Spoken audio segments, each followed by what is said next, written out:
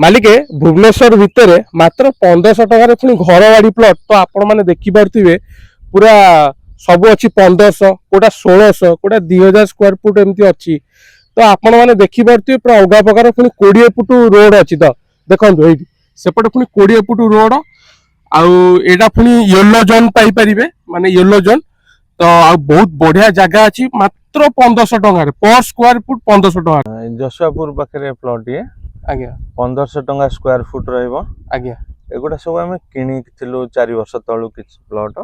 तारि धरी गोटे कॉलोनी भलिया अछि आज्ञा रिसेल प्लट एगुड़ा बाउंड्री हो जाई ऑलरेडी आज्ञा घर बाड़ी बीडी अंडर रे आसुची येलो जोन आर अप्रूविंग अथॉरिटी हला approval authority BD Bhubaneswar development authority आज्ञा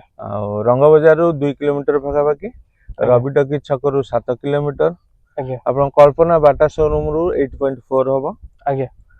आ भितर इलेक्ट्रिफिकेशन 14टा पई हमें 63 केबी रो गोटे अप्लाई करथु 63 केबी रो पड़िबो